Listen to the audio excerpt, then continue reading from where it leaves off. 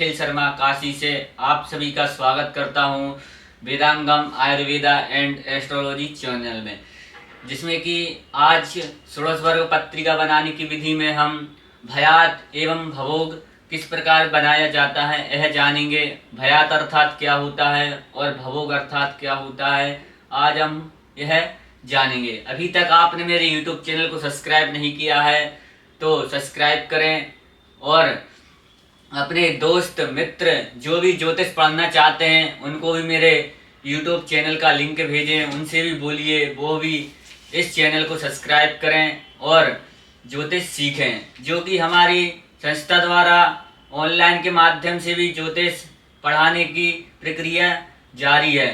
तो आप यदि ऑनलाइन ज्योतिष पढ़ना चाहते हैं तो हमसे कॉन्टेक्ट नंबर पर संपर्क करें।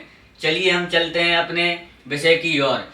जैसा कि भयात अर्थात होता है, देखिए भयात भोग बनाने के लिए सर्वप्रथम क्या क्या चीज़ों की आवश्यकता होती है यह आप जान लीजिए।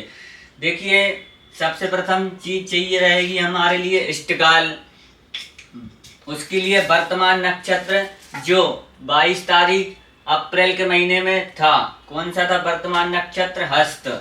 और गत नक्षत्र चाहिए रहता है। गत अर्थात होता है कि बीता हुआ नक्षत्र।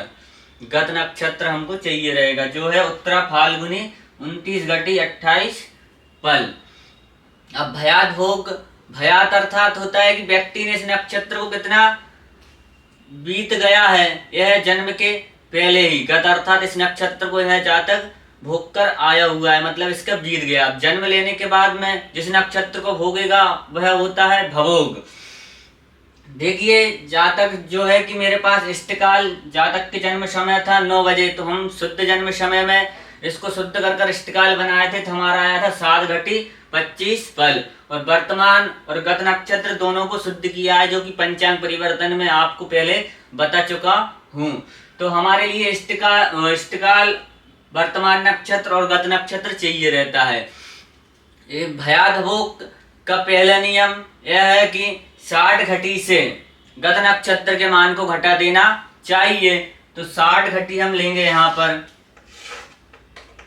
60 घटी में से गत नक्षत्र के मान को घटा देना चाहिए, जो कि गत नक्षत्र है हमारा उत्तरा फाल्गुनी 29 घटी 28 पल। तो हम इसको घटा देंगे 29 घटी 28 पल।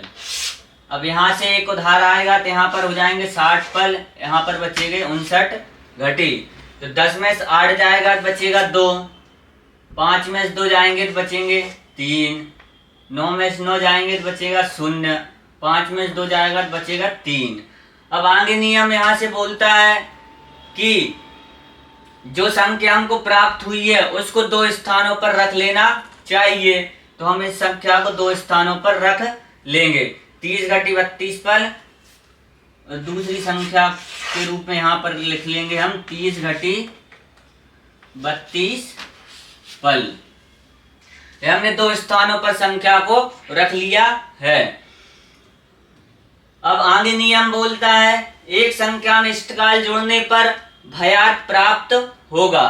तो हम एक संख्या में इष्टकाल जोड़ देंगे 7 घटी 25 पल।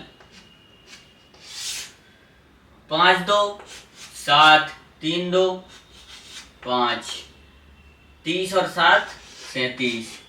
ये हमको प्राप्त हुआ है भयात। अब आगे नियम बोलता है भवोग बनाने के लिए कि वर्तमान नक्षत्र जो हमको प्राप्त हुआ है उसको दूसरी संख्या में जोड़ देना चाहिए, जो कि हमने निकाल कर रखी हुई है। तो हमारा वर्तमान नक्षत्र का मान है 35 घटी 39 पल।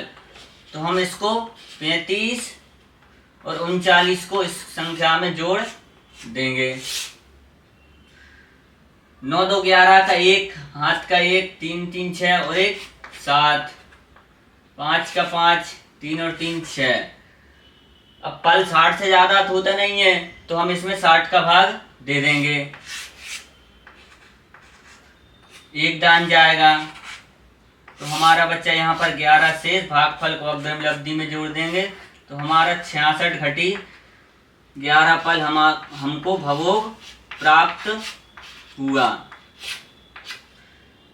जातक ने भयात मतलब इस नक्षत्र को भोग लिया, और भवोग अर्थात जातक वर्तमान हस्त नक्षत्र के मान को भोगेगा 66 घटी 11 पल।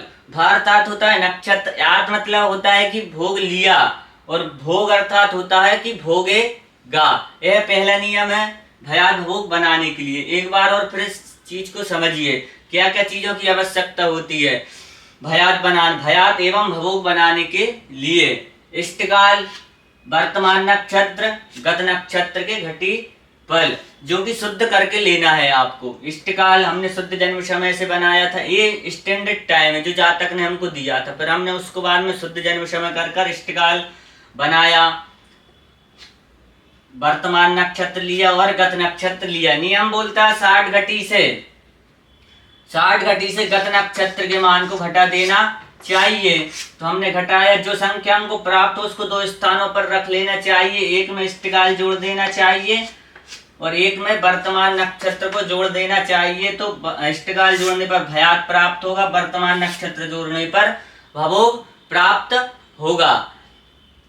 यदि आपको अच्छे तरीके से समझ में आया हो तो मेरे YouTube चैनल को सब्सक्राइब करें और बेल आइकन को दबाएं और लाइक करें। सभी मित्रों को हर हर महादेव।